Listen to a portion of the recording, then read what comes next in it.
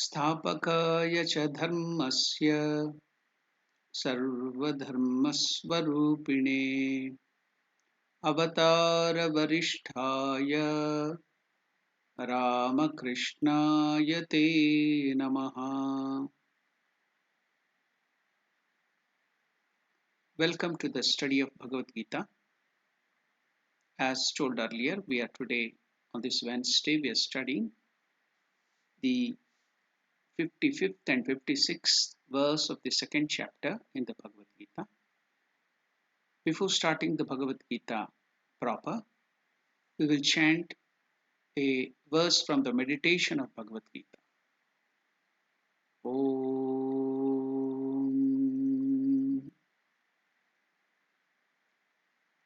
Vasudeva Sutam Devam Kamsachanuramarthanam Devaki Paramanandam Krishnam Vande Jagadgurum. Namaskar. We shall now chant the 55th verse of the second chapter of Bhagavad Gita. So I request all of you to take this book if you have the Bhagavad Gita, and then please try to chant that.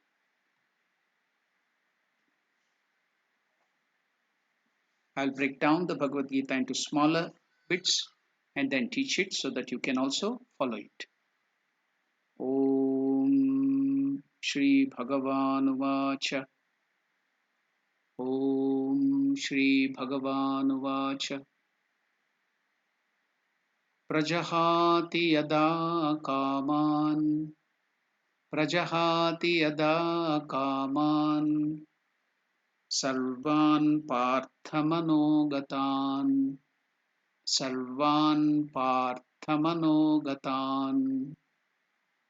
atmanyevatmana tushtaha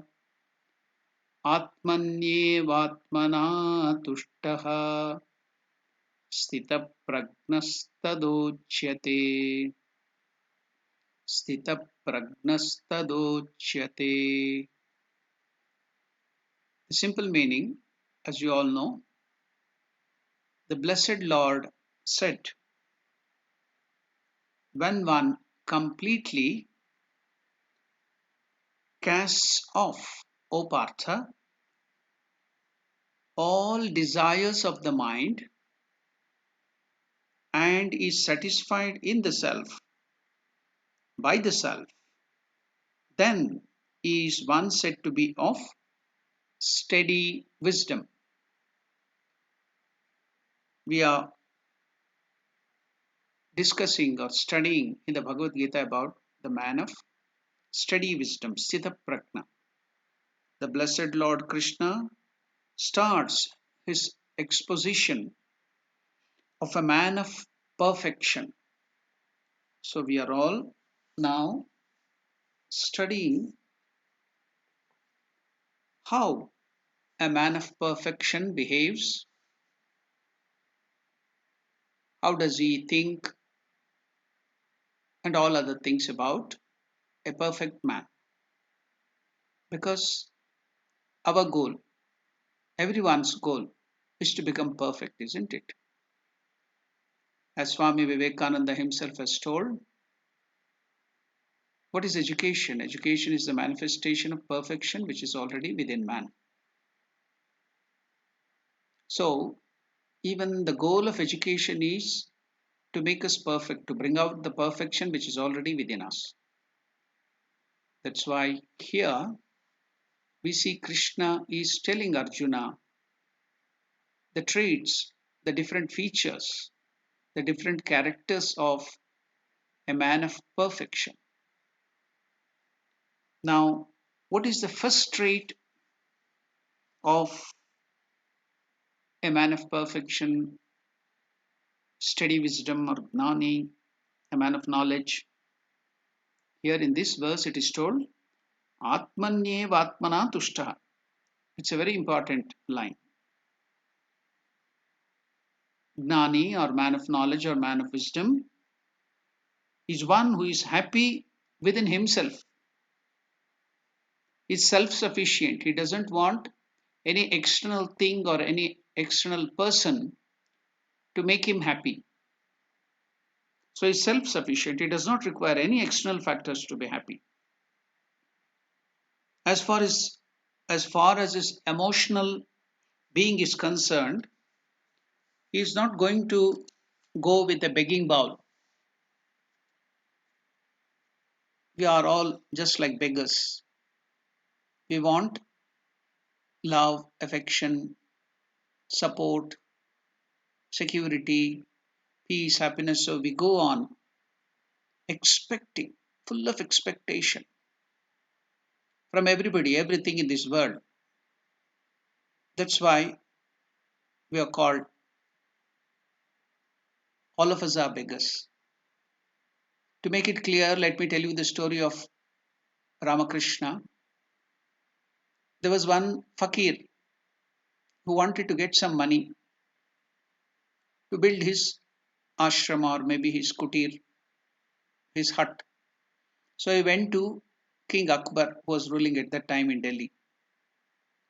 So he told he wants some money to build his hut. So Akbar was busy in his prayer azan. So he told, please wait, Fakirji, I will come, finishing my azan prayer, and then fulfill your desires. So Akbar went inside. The fakir was noticing. He started doing his azan or prayers to the Lord. He started asking, oh Lord, give me this, give me that. I want more kingdom. I want more wealth. I want more that and this. And so many things he was pleading to the Lord to give all those things in his prayers. The fakir who was noticing all these things silently stood up and was about to leave. Then, noticing that fakir is going away without getting anything from him, he signed to the soldiers who were there, his servants who were there, to stop the fakir until he finishes his prayer. Somehow, these servants stopped the fakir there. When Akbar finished his prayer, he came back and asked him, oh Fakirji, why are you going away without getting some money from him? You came here for some money.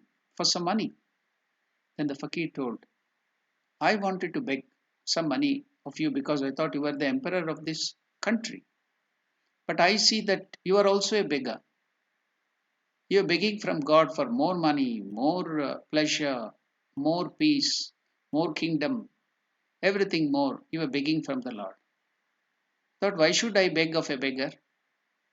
Let me beg from the real emperor, that is God. So the real emperor, that infinite joy, infinite peace, infinite happiness is in our own heart, is our antaryam, and he is staying here. So a man of steady wisdom, he need not beg from beg anything from outside, because everything is within him. The Lord is stationed in himself. So a man of steady wisdom is not going with a begging bowl, asking everyone whether you will take care of me, can you give affection, love, care. So if you go seeking, expecting, as long as I beg, there will be sanctions. You know what is meant by sanctions? Constant blackmail. But Gnanis or a man of steady wisdom's Sita Pragna's advantage is Atmanyeva Atmanatushtaha. If you give, you can give. If you are there, very happy. If you are not there, even then I am very happy. If I don't have wealth, I am happy. If I have wealth, I am happy. If I have all the pleasures, I am happy. If I have all the pleasures, luxuries of the life, I am happy. Without that, I am happy. Whatever condition, he is happy. So he will not go with a begging bowl, expecting, no expectation, no desire. So that is the advantage of a gnani, a man of steady wisdom.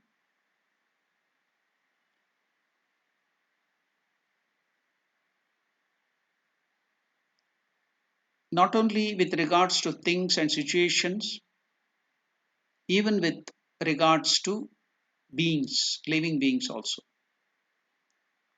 Relationship with his own kith and kin also. He does not depend upon even his physical condition, even his body too. If I am going to depend upon my physical condition, then I can't accept my old age, I can't accept disease, I cannot accept my wrinkles on my face, the gray hair on my head, the balding of my head. So I cannot accept all these things, the variations.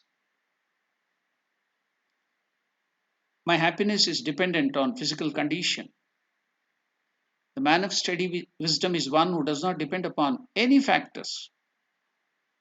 Why? Because he has got indigenous happiness. That's why people say we are not bothered by sanctions.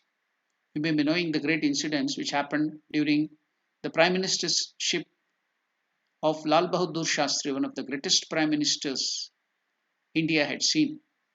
When he was the prime minister, when the country called Pakistan attacked India, he didn't sit quiet. He just asked the army to attack. The Indian army went straight into the capital and other places and occupied a lot of Pakistan's land.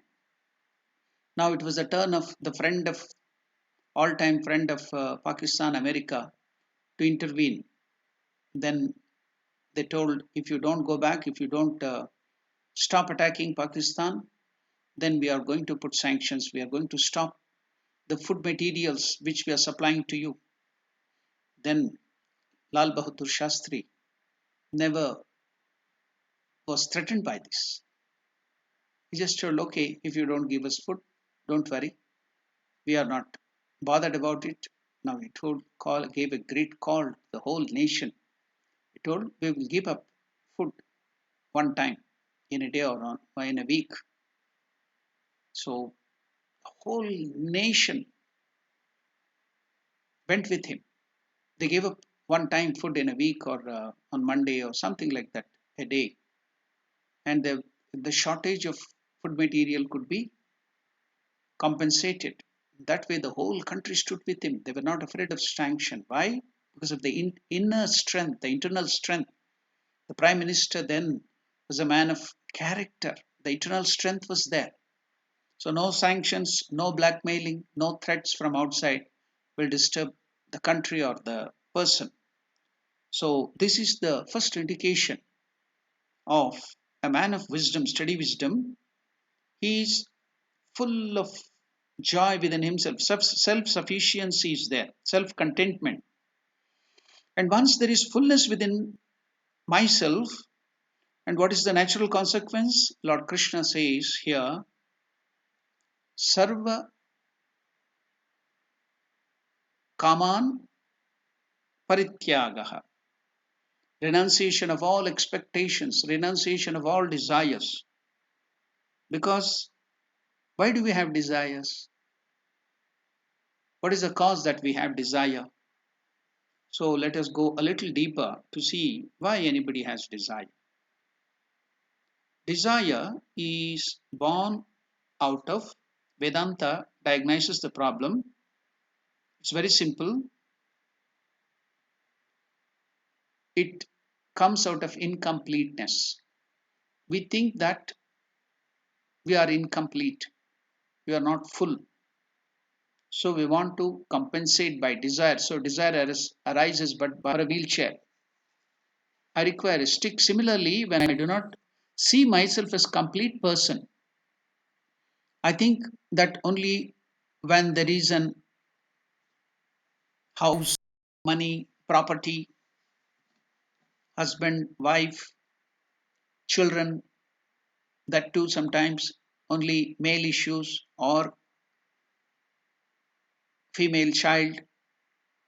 So he may be thinking that he is incomplete, he is having only three children, three girls. So you want one boy as his child, or it may be contrary. He has three boys, you want a girl child. So now without that, he thinks that his life is incomplete. So after having children, then still he feels he is incomplete. He wants grandchildren. They are not there. My neighbors have it. I don't have it. Therefore, it makes me incomplete. Something or the other desire is there because I see apurnatva. I think that I'm incomplete, that fulfillment is not there. I think I'm incomplete. So, desire is not a disease by itself, it's a symptom of the sense of incompleteness. That's very, very important. That's what Vedanta tells. Why do we get desire? It's a symptom, it's not a disease, it's a symptom of sense of incompleteness. We think that we are incomplete, we are not Purna. And in the case of a man of steady wisdom, he never sees himself as incomplete because everything is within him, which we seek. What are the goals of our life? If you condense, if you simplify all the desires, all the goals of our life, you can see it boils down to these three things. What is that? All that we do, all the desire we have is for these three things. What are those? SPH. Security. We want security, so we have all these desires to attain so many things. Peace. Then we want happiness, security, peace, and happiness. These are the things which we want.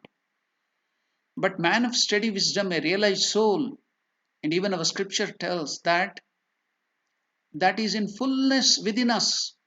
Infinite security, infinite peace, infinite joys within our own selves. But we are searching for that outside. And that's why we are in trouble.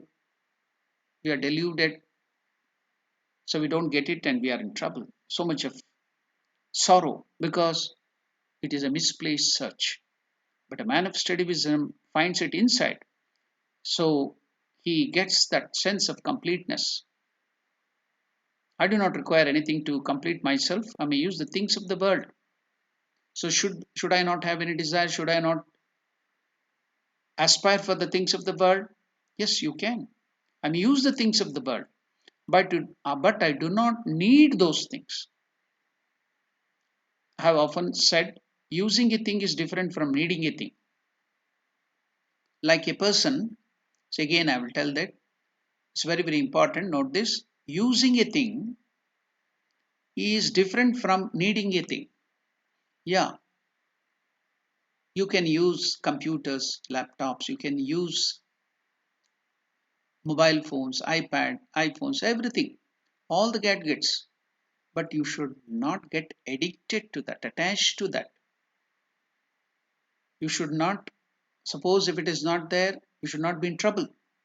Use it, but do not get addicted. Like a person who goes for a morning walk, they use a baton, a small, maybe 2 meter or 1 meter stick. The policeman also may carry it. Just keep it for a stylish walk. The stick he uses, but he does not need it as a prop. How do you know that? Because even when the stick falls down, nothing happens to him. He is able to retain his balance. Whereas when a person uses a walking stick as a support, he needs that support. The moment the support falls, he also falls down. But Gnani, a man of steady wisdom, also may have people. He may have a husband, he may have a wife, he may have children, he may have father, mother, he may have things, he may have luxuries, he may not have various other things. So, a Gnani, a man of steady wisdom, man or woman, whatever you might tell, a person of steady wisdom, all of them, all of these things, all of these people are just like that 2 meter baton, a stick, which he just enjoys waving it while walking. But for all other ordinary people, every object, every person, every relationship is a mental walking stick which he needs, emotional walking stick. If they go away, if it goes away, he falls down, he's shattered. The thing falls, he's shattered. So Kamaha or desires means dependency born out of sense of incompleteness. You should note that. What is desire? What is kama, which Lord Krishna is telling here? That a gnani, a man of steady wisdom, gives up. Kama or desire means dependency born out of sense of incompleteness. And all these dependencies, sarvakama prajahati, because of his mental strength, emotional strength, that inner strength, the spiritual strength, he gives it up. He doesn't need it. Where are these desires lurking? Manogatan, Krishna tells in this shloka. Sarvan partha manogatan. All these countless number of desires wriggle in our mind like worms. They are wriggling all over, torturing, inflicting pain upon us. And all those cleaned up is not because he forced the desire away. That has to be cleaned up. The mind has to be cleaned up. So much of dirt inside, the form of so many varieties of desire inside the mind. So, how to clean it up? It is not just suppressing the desires. Suppression of desires won't do. If you suppress anything, just like a spring, it will bounce back with redoubled force and put you into trouble. So, suppressing desires will not help you. Suppressing desire will only take you to the mental asylum or a psychiatrist or a psychologist. So, you should never suppress desires, but you should sublimate, give it a higher turn. Sublimation of the desire. So, the desire should drop off, should go away by the discovery of the fullness, completeness, purnatvam, the Lord which is within. It should not be suppressed. It should happen naturally. Like when the fruit comes, all the flower petals, they fall off. You should not forcibly remove the petals of the flower for the fruit to come quickly. Then you don't get the fruit. So as the fruit comes out, the flowers, the petals of the flower naturally fall off. Likewise, when that purnatva, the completeness, so if you go towards the completeness, automatically the other desires will fall off. Ramakrishna gives a wonderful, beautiful example. Suppose I have so many desires which are troubling me. How can I give up if you go on thinking of the desire? I hate these desires. I have to give up the desires. I have to give up these things. I have to give up that thing. You are meditating upon the desires and it becomes more stronger in your mind. All the time you are thinking of it and it becomes stronger and stronger. But on the contrary, Ramakrishna gives a beautiful example. He tells, suppose you don't like South Pole. Then instead of just pushing the South Pole with your leg, oh South Pole, go away, I hate you, I don't like you. You are meditating, you are going more nearer and nearer to the South Pole. Ramakrishna tells, instead of pushing or hating that South Pole, start walking towards the North Pole and South Pole is left behind. So easy. What a wonderful expression, what a wonderful way of putting it. Now, if you don't like desires, if you want to give up desire, do not suppress it. Do not think of it at all. But start walking towards the north. What is that north? That is within yourself. That is the Lord who is within you. Your Atman, Paramatma Swarupa, that reality which is already within you. Think of it. Go do getting that knowledge. That's what Krishna is telling in the Gnana Yoga. He's telling Arjuna. He's giving the knowledge of our own self, the Parabrahma Swarupa, the Lord. And so automatically the desires, when the Purnatva comes, as it gradually comes, so this also gradually falls away. All the desires will go away. So similarly, all these desires will fall off because of the discovery of that Purnatvam. That is really called Kamatyagaha, giving up desires. This is the second trait of a Sthita Prajna. The first trait is he is happy within himself. He doesn't want anything from outside or from anybody. He doesn't expect anything. He always gives. He always gives it to others. Now, to tell about that renunciation, just now I told you about the giving up of the desires. That's called renunciation. When the word renunciation is heard, we may start feeling afraid. Oh, we have to give up people, we have to give up things. So we get a sort of fear because still that incompleteness is there. We have not gone towards God who is within. So we have to understand what this renunciation is. Swami Vivekananda explains it analytically, very beautiful way, what renunciation is. I shall uh, tell about that. The words of in the words of Swami Vivekananda, it will be very, very powerful. It's so nice. So Swami Vivekananda tells about renunciation. What is that? He tells the absolute. What is that absolute? The Lord in his full form, without any form, without his attributes, Nirakara, Nirguna Parabrahma. I made a very paradoxical statement. The absolute, the Lord, without any form, without any attributes, the absolute and the infinite can become this universe only by limitation. Everything must be limited that comes through the senses or through the mind or through the intellect. And for the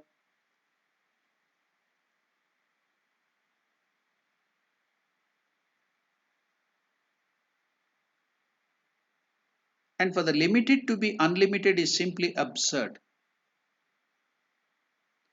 and can never be. The Vedanta, on the other hand, says that it is true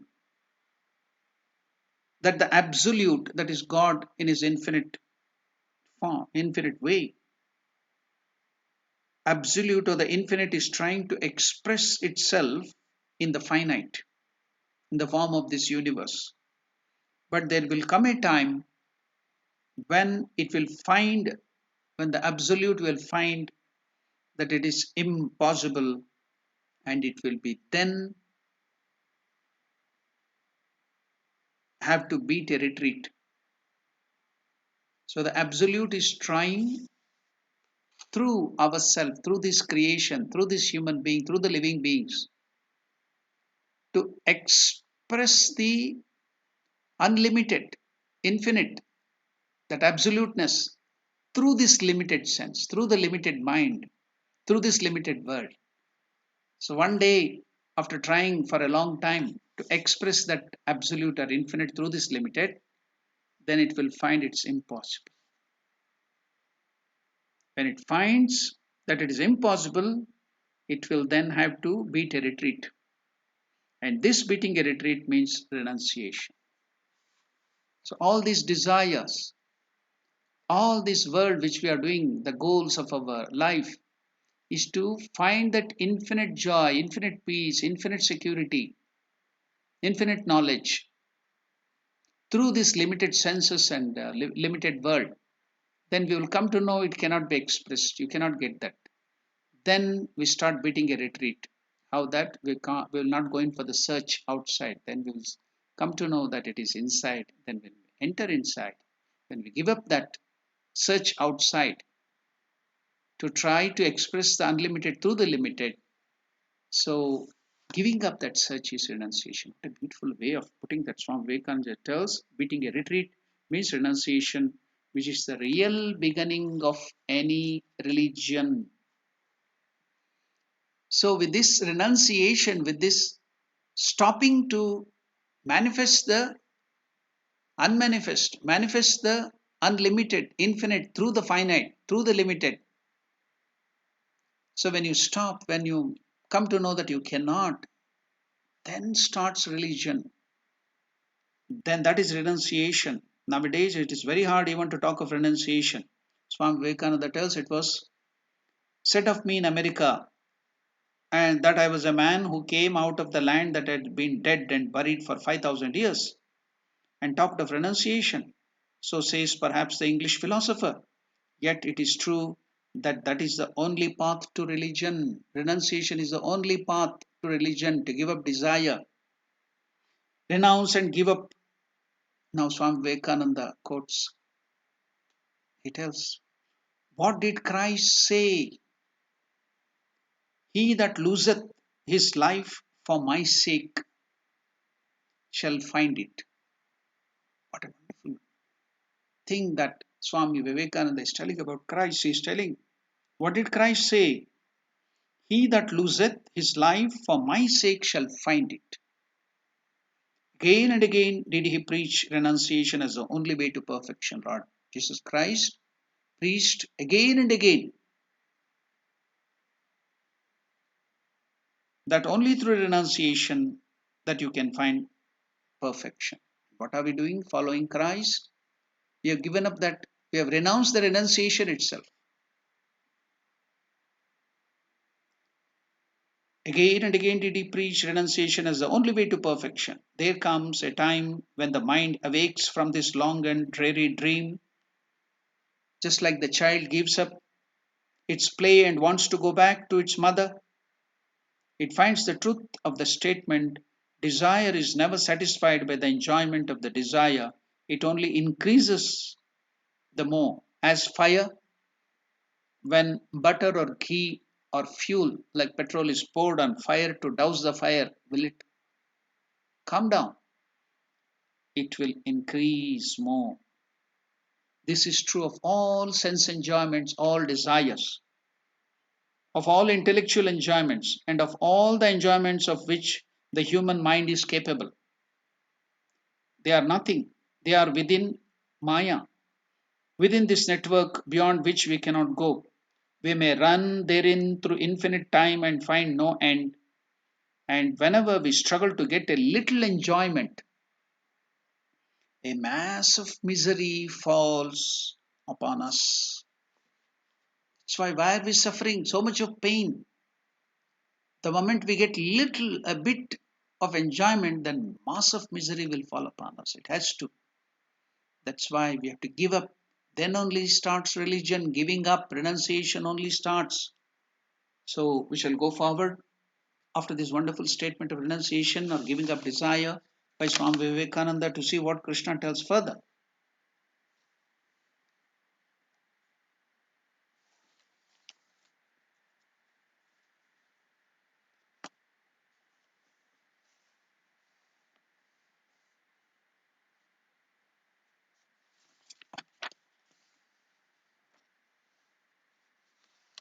So sublimation is the way, not suppression. Similarly, all the desires should fall because of the discovery of Purnatvam. And that is called Kamatyagaha, renunciation. This is the second trait of Sita Prajna, man of steady wisdom. First trait is to be happy within himself, not that he will be laughing alone. Do not think like that. He is not a mad person. He smiles alone, walking, talking, sitting, eating. He expresses that Purnatvam, fullness, completeness. So it oozes out joy in every spheres of life. Inside there is a sense of Purnatvam. It will get expressed when people are around. Maybe it is unexpressed or it is there within when there are nobody. Suppose a person goes through all the sadhanas prescribed in the scriptures, whatever Krishna tells, and becomes a man of perfection or steady wisdom, well established gnani. How will he face the situation of life? Now, this is the important aspect of Bhagavad Gita, where how can we bring down the teachings of Krishna to our life? We have to make it practical. So that's very, very important. Otherwise, what is the use of all reading the scripture? So, how will he face the situation of life? How will he respond to various situations of life?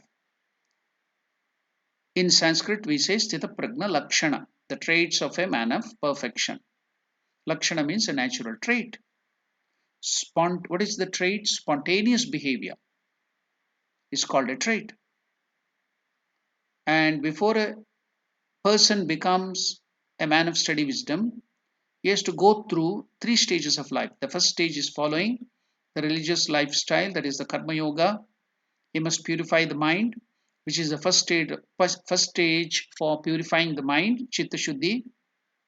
Then we get the fitness, we get the qualification for the Sankhya Yoga or Gnana Yoga, Gnana Yogyata Prapti. So through Karma Yoga, one has to become Gnana Yogya, which is the first stage, and thereafter he has to study the scriptures, especially the Vedantic scriptures. With the help of the Guru, the knowledge has to be gained. He has to systematically, consistently study under the guidance of a competent Guru, which is called Shravana and Manana, which we have earlier described. which is the second stage, and through this stage a person becomes pragnaha, a man of wisdom, man of knowledge. So first stage is gnana yogyata, and then by receiving the teaching from the competent guru, he should become a pragna, man of wisdom, which means he has got conviction in the teaching of the scriptures, Vedanta. But even this pragna, man of wisdom status is not enough. You have a lot of knowledge. That itself, you have read scriptures. You have got the teachings from the Guru. That itself is not enough. What is the next important stage? Is very, very important now.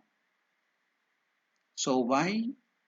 Which means he has got conviction in the teaching of the Vedanta. But even this pragna status is not enough because the knowledge remains at the intellectual level only. Therefore, in this important third stage, he has to convert the intellectual knowledge into emotional strength. Throughout our life, we can see it is our emotional personality that is interacting. So, in this, what happens in this while the transition between man of knowledge and man of steady wisdom is converting this intellectual strength into emotional strength.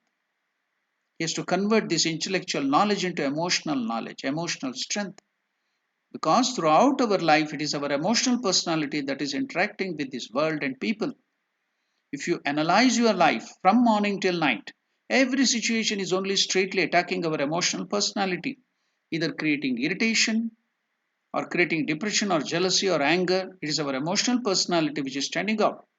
Even when we come to the, you go to the classroom, in your, somebody comes late and crosses you and sits right in front of you. He's taller person, and you have chosen a vantage point coming early. The person comes late and he sits on your lap or in front of you, he's covering you, then you may feel so irritated, and that day the class is gone. You cannot understand because now emotionally you are disturbed, you are irritated. So it is the emotional personality which is bearing the brunt of every situation in our life. If that emotional personality is not transformed, what amount of knowledge you may have infinite knowledge, will not be useful.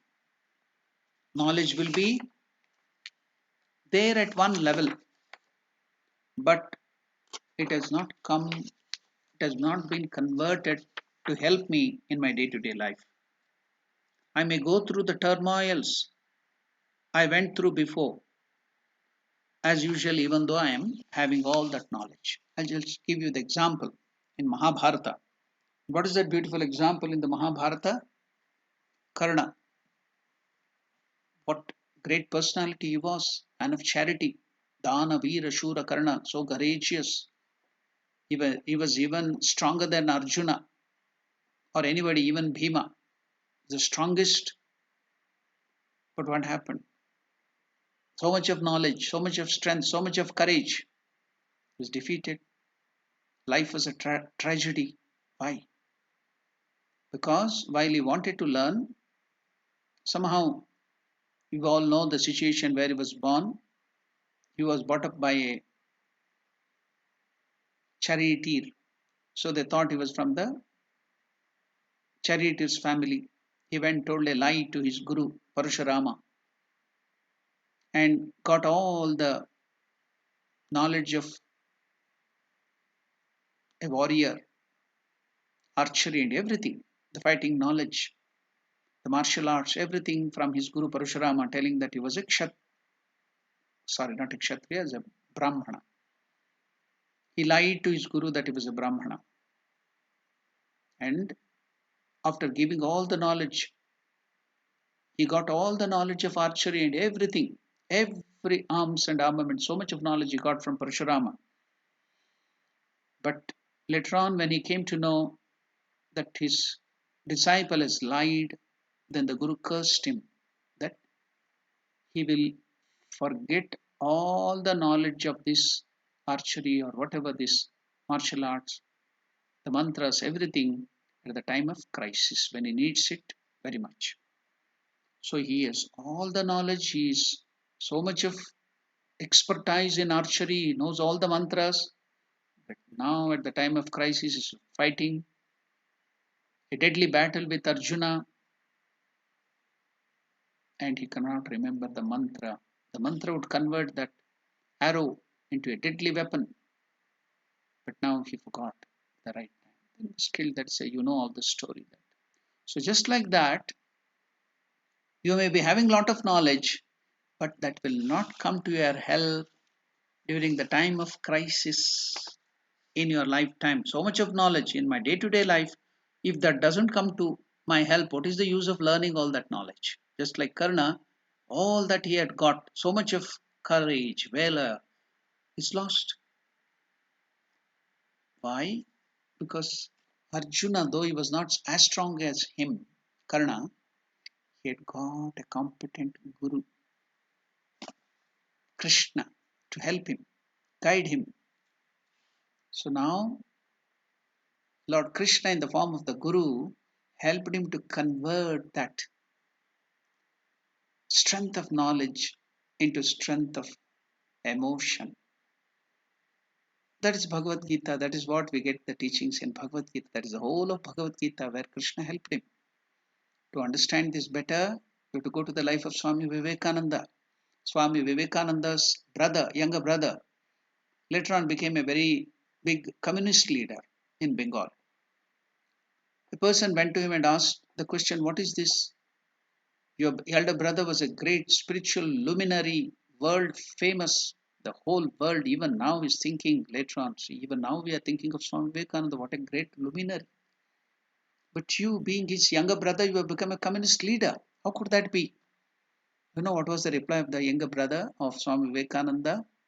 He told, yes, my elder brother Narendra or Swami Vivekananda would have also become a bigger communist leader like me if he would have not got a guru like Ramakrishna. So it was Ramakrishna, the great avatara, the competent guru who helped Vivekananda to convert that energy, intellectual energy, into emotional energy and make him a man of steady wisdom. So that's why here, what will be the use of all the knowledge if you don't convert that knowledge into an emotional strength, which is called then only it is called, if you convert that and use it in your day-to-day life. When you use this knowledge, this steady knowledge you have got, so much of wisdom you have got, to make your wisdom steady, your life steady, anything should not disturb you. Then only you become a sthita prajna. That means my whole personality is soaked in this knowledge, so much so that to such an extent that at every moment this knowledge is available to help me out, especially when there is a crisis in life. When anger comes, when jealousy comes, you use this knowledge. Everybody, even the great souls, will get all those things. But why are they not troubled by that? Because each time that knowledge will come and help them to overcome it. So that is a conversion of knowledge into emotional strength. So who wants Vedanta when everything is going well? We don't want the scriptures, we don't want all this God and other things when everything is well. When do we remember? जब संकट आता है तभी हम वेंकट रमण को बुलाता है. So we call the Lord only when we are in crisis. Or we read the scriptures, everything we want, everything. When everything is well, who wants Vedanta, who wants God? Everything is going on. In your happy moment, nobody thinks of God. Who wants Vedanta when there is no crisis or when there is no problem at all? When everything is well, everybody is happy, even without Vedanta. We require it when there is crisis. And this process of converting the knowledge, intense knowledge, into that emotional strength, sthita prajna or sthira prajna, gnana or gnana nishta is the third stage, and the person who has purified, who has gained the knowledge and who has derived emotional strength from that knowledge, such a person is called man of perfection or sthita prajna. Now, what has he done? He has insulated himself, like a person who has insulated his hand and legs, can touch a live high voltage electricity wire also. It will not give him a shock. Similarly, this person has insulated himself by knowledge, gnana, glove, and the covering. Just like nowadays, to fight the COVID virus or COVID-19 or this coronavirus, the doctors, the health workers, and all the people are wearing that special covering, the sheath outside, masks, and the face covering, the body covering, everything, so that the virus will not affect them. They are insulating themselves from these bad, deadly virus. Likewise, this knowledge will become like an insulation even if you touch that high voltage wires, or even if you touch a man with that coronavirus, or even the virus, it will not trouble you because you are insulated. So here to Sthita Prajna is insulated by this knowledge to such an extent that nothing of this world, no trouble of the world, no problems of the world will trouble him. Why? Because Atmana Tushtaha is satisfied within himself. So Arjuna wants to know what is the conduct of such a person, man of steady wisdom, a perfect man. Krishna started giving the answer in this 55th verse and onwards. So the Gnani, the man of steady wisdom, is independent of external factors to be happy, to be fulfilled. He has emotional independence, physical independence. They, you may be having some dependency of food and clothing and all other things. Even then, if he doesn't get food on time, he's not angry. If he doesn't get the good, very good clothing and special coat and other things, he's not unhappy about it. He's not disturbed by that. So nothing can disturb him. He's happy within himself. And when there is emotional independence, he does not want to hold on to anything. Just as a person who has a broken leg is physically dependent on a wheelchair or a walker or a crutch, how long will he hold on to that walker or a crutch? Until he finds the strength.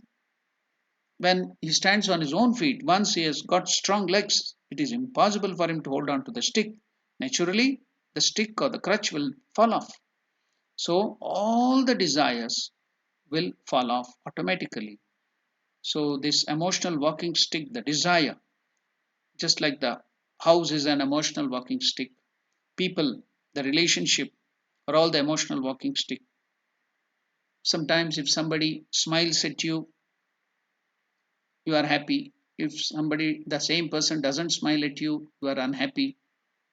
Many devotees complain, yeah, the other person didn't wish me when he saw me, so they become unhappy to such an extent that the smile normally would be 2 inches, but today the smile was just 1 inch, so I'm upset. So that also makes me upset. So all these are emotional walking stick you hold on to. Just like recently I read a news column that one person committed suicide because he didn't get sufficient liking on the Facebook. Can you imagine people committing suicide? A person committed suicide just 2 days back that he didn't get sufficient liking on the Facebook or Twitter. So when I do not depend upon any of these factors, I am free person, and therefore Purnatva leads to the fulfillment, leads to the renunciation of desire. That's the trait of a man of steady wisdom. Therefore, he says, Sarvakaman Prajahati. So desire is given up. Where are they? In the mind, wriggling like worms. Wherever we go, we may be in Kailas Manasarovar or we cannot drop it. We may go to Himalayas, we may go to any pilgrimage centers. It is still there in the mind, lurking in the mind. It follows us everywhere, disturbing all the time. Therefore, he says, Sarvakaman Prajahati. When a person is able to do that, Manok Gatan Kaman, which are deeply rooted in the mind. Now, why is this word deeply rooted in the mind? Because sometimes we may give it up externally, because when there is some disturbance, when there is some pain or some difficulties, we get some sort of temporary renunciation. It is just like Markata Vairagya, the renunciation of the monkey, or the Smashana Vairagya. If somebody dies and you go to the graveyard and see the dead people there or the graveyard, then you get a temporary renunciation in your mind. It's called Smashana Vairagya or Markata Vairagya. Now, there is a story we used to hear in our childhood. A fox went into the vineyard. The grape was there hanging, lot of good, sweet, fine, fully grown fruits hanging down from that vineyard. Now the fox wanted to eat it. It was too high. It tried, it jumped, it went upon that stone, tried to go up and eat it. Tried so much he couldn't get it. Then it was upset. Then it told, the grapes are sour. It knows that it is very sweet, it is fully ripened. But now since he couldn't get it, then he got vairagya, told the grapes are sour. So like that we get a temporary renunciation too. It is not like that. So Sarvan Partha Manogatan. Deeply ingrained the desire has to be given up. It should not be temporary. So it should not be born out of suppression, oppression, because somebody's words.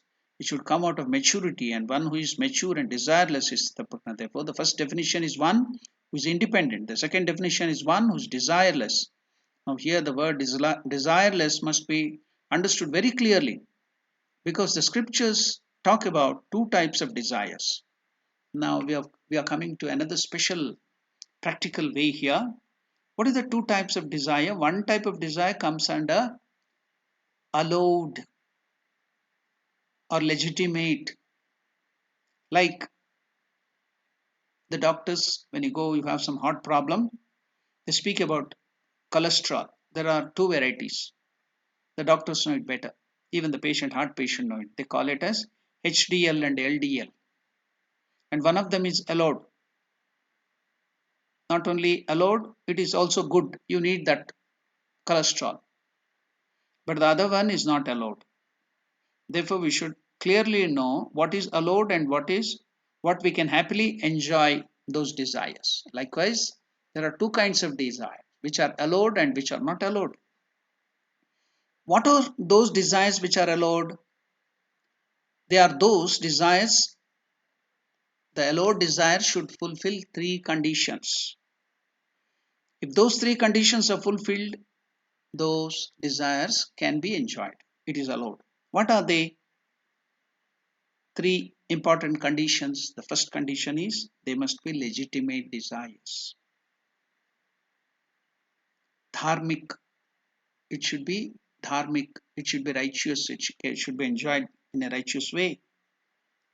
Dharma should prescribe it. That's why in our Hindu scriptures, in Indian scriptures, there are four purusharthas. What are the four purusharthas? Dharma, artha, kama, moksha. Dharma, righteousness. The last one is moksha, liberation.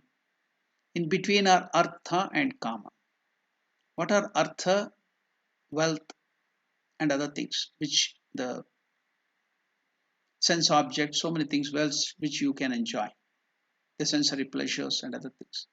Then kama, desire. So artha and kama are sandwiched between dharma and moksha. So in these, between these two, you can enjoy artha, and that is prescribed by the scriptures, which is dharmic, which is righteous. Yeah, such desires you can fulfill. So dharmic desire, like a desire of a parent that his child should grow well, like the desire of a child that he should get educated well, he should get all the facilities. They're all legitimate, dharmic. I should be able to, that person, the father, a parent should be able to do duty towards the children. They want to fulfill their duty, which is very, very legitimate, and it has to be done. It is their duty. Our scriptures allow that desire. In fact, they have to fulfill them.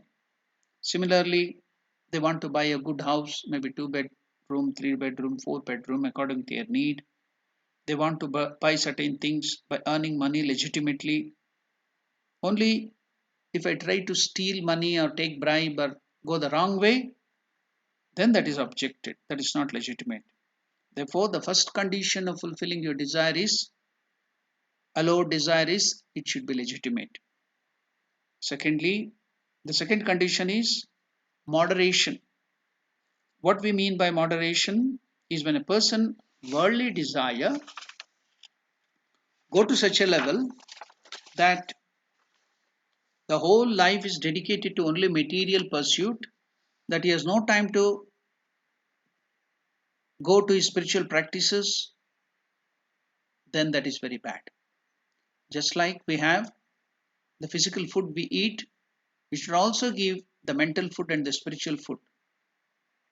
We neglect all these two things and only give the physical things for our life.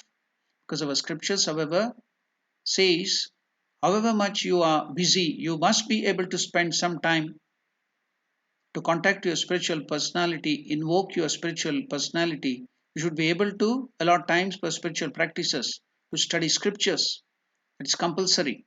Just like you do all your worldly activities, the spiritual side, the mental development is to be taken up, is to be strictly followed.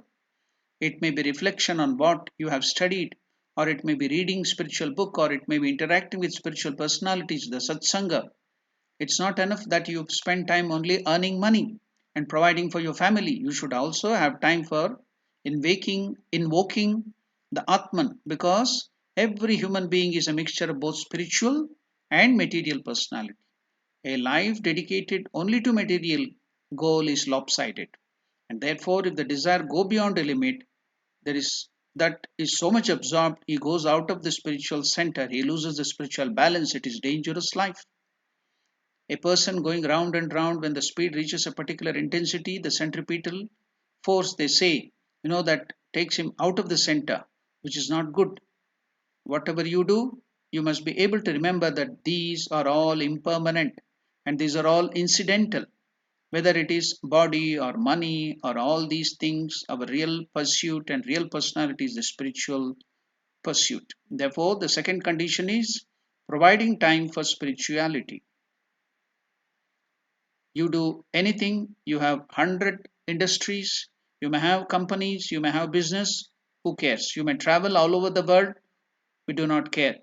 But Vedanta does not want to restrict you to all these things. Vedanta says, whatever you do, like a cyclist, whatever speed you may be going on the cycle, you should not forget the center of gravity, the balance, because that is your core personality. Therefore, let not your worldly roles carry you away from the real center. Therefore, what is the second condition to fulfill your desires?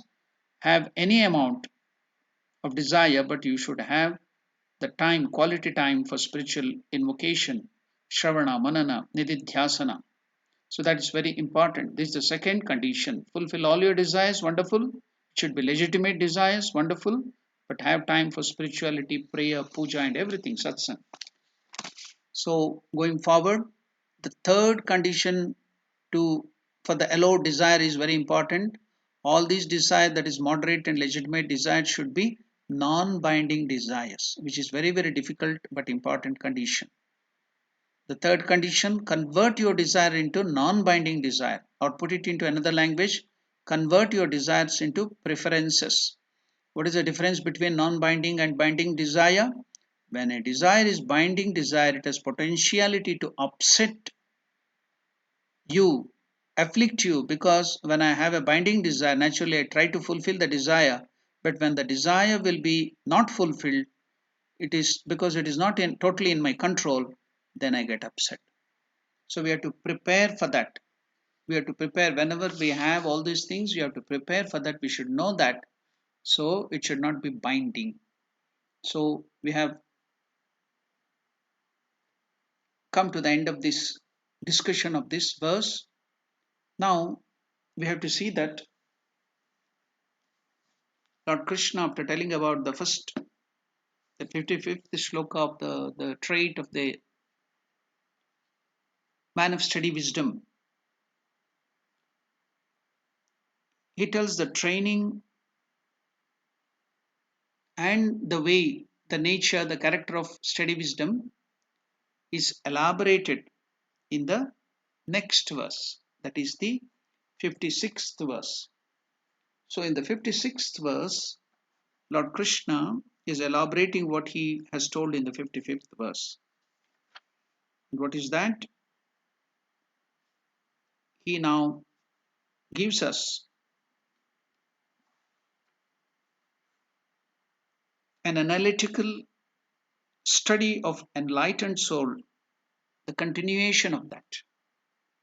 And what is that 56th verse?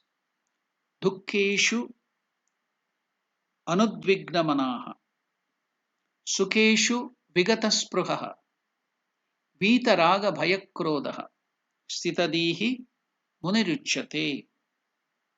He whose mind is not agitated by sorrow, nor excited by joy, who is free from desires, fear, and anger, he is called a man of steady wisdom. An analytical study of an enlightened soul continues. This verse describes the state of his inner personality, what happens within. This answers Arjuna's question. A person reaches the state of perfection when his mind is neither agitated by sorrow nor excited with joy.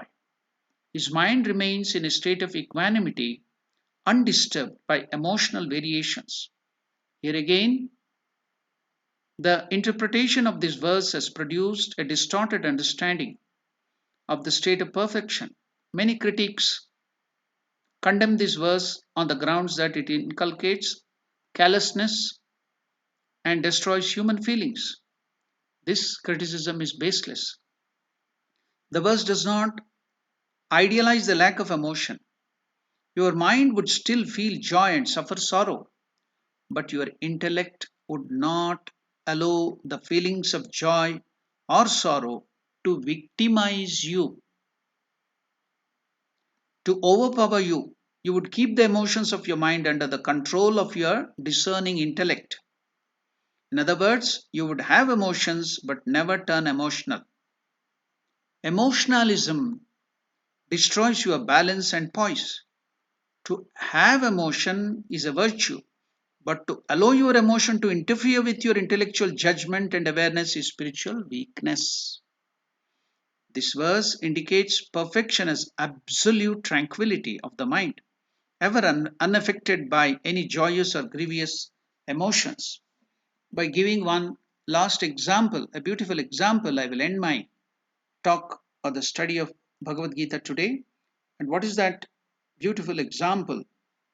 You all know the present great CEO of Chrome, Sundar Pichai. This beautiful example is called the cockroach theory for self development. We all know that Sundar Pichai, an IIT, MIT alumnus, and now the global head of Google Chrome, he developed this theory, cockroach theory of self development. I will quickly narrate that theory, the example, with an example, and stop my class today. At a restaurant, a cockroach suddenly flew from somewhere and sat on a lady. She started screaming out of fear. With a panic stricken face and trembling voice, she started jumping with both her hands, desperately trying to get rid of that cockroach. Her reaction was contagious, as everyone in her group also got panicky. The lady finally managed to push the cockroach away, but it landed on another lady in that group. Now it was the turn of the other lady in the group to continue the drama. The waiter who was there rushed forward to their rescue. In the relay of throwing the cockroach from one lady to another lady and the shrieking and all that emotional outburst there, the cockroach then it went and fell on the shirt of the waiter. Now, the waiter, he was confident enough that he could grab that cockroach. Then he grabbed that cockroach slowly, carefully, and threw it out of the restaurant. Now, Sundar Pichai was watching all the situation, sipping my coffee and watching the amusement. The antenna of my mind picked up a few thoughts and started wondering, was the cockroach responsible for their histrionic behavior? If so, then why was the waiter not disturbed? He handled it near perfection. That disturbed the ladies would not disturb that waiter. So Sundar Pichai decides, he tells that I realize that it is not the shouting of my father or my boss or my wife that disturbs me, but it is my inability to handle the disturbances caused by their shouting that disturbs me. It is not the traffic jam on the road that disturbs me, but my inability to handle the disturbance caused by the traffic jam that disturbs me. More than the problem, it is my reaction to the problem that creates chaos in my life. So, what is the lesson learned from this story? Sundar Pichai tells, I understood I should not react in life. I should always respond. I should not react in my life. I should always respond. The women there reacted, whereas the waiter responded. Reactions are always instinctive, whereas responses are always well thought of. So, this cockroach theory of self development of Sundar Pichai helps us a lot to understand what and how this man of steady wisdom is not disturbed by the failures, by the disturbances, or any troubles in life, how he will handle it. So, it's just an example. So, we will see what Lord Krishna will tell us more about the man of steady wisdom or perfection in the next class that will be held the same time next Wednesday. Until then, we'll just take leave with the mantra Om Mukam Karoti Vachalam Pangum Langhayate Girim Yatkrupatamaham Vande Paramanandamadhavam Om Shanti Shanti Shanti Harihi Om Tat Sat Shri Ramakrishna Arpanamastu